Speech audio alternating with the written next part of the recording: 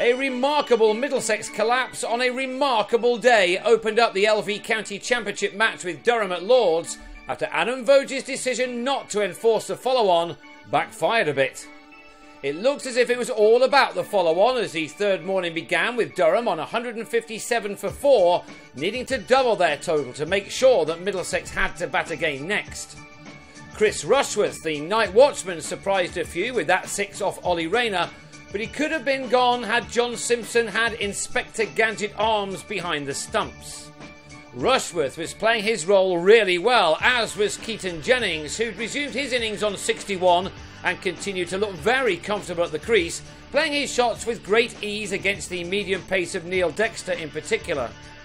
The first 90 minutes of the day belonged to the visitors, Rushworth closing in on a career best of 46 he made against Somerset last year.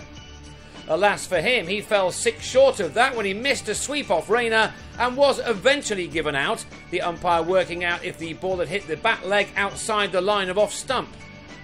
Rushworth and Jennings had added 73 runs for the 5th wicket, but 10 runs later, the latter was also on his way, nicking off to Voges for 98 just before lunch. Straight after the break, Voges was convinced that he had Phil Mustard LBW. He didn't, as the ball had snuck through to hit the stumps.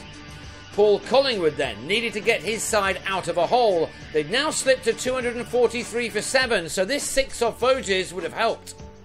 The second new ball then brought more wickets. Usman Arshad drove James Harris on the up and into the hands of cover, while Collingwood was fortunate to get away with this edge off Stephen Finn.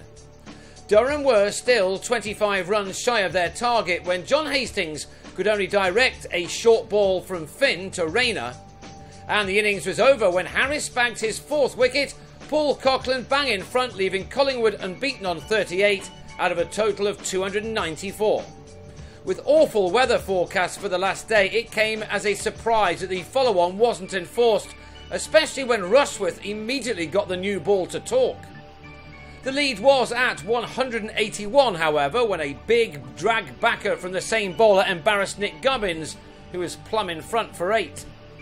It started a procession. Bowling with a wonderful rhythm, Rushworth was on his way to a 3rd 5-wicket haul in 3 matches this term. Nick Compton edged a drive to Callum MacLeod. Before, after easing his first ball for 4, Voges was LBW to his 2nd, leaving with his team on 26 for 3.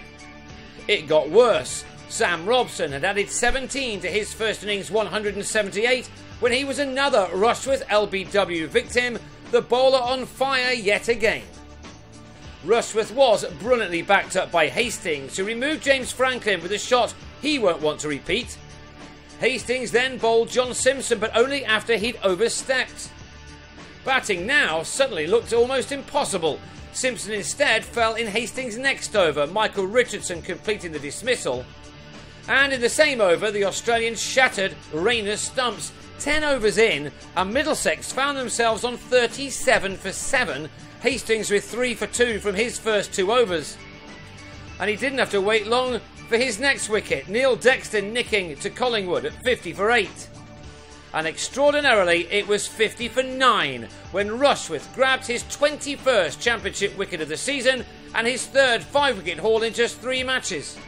The lead stood at 219, and that was not enough. So in hobbled Tim Murtagh, who has a hamstring problem. His brave 22 for number 11 yet may turn out to be crucial.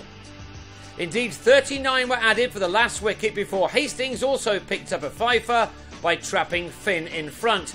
Hastings took 5 for 24 and Rushworth 5 for 38 as Middlesex were all out for 89. That still left Durham 259 to get to win for the 3rd time in a row, and they lost Jennings for the 2nd time in the day with a loose shot off Harris before he'd scored. And when the wicket-hungry Harris then had Mark Stoneman well held by Voges, Durham were in bother again on 14 for 2. 18 wickets had fallen on the same pitch that 2 days ago only 4 fell. No batsman fancied their chances of scoring runs on here now.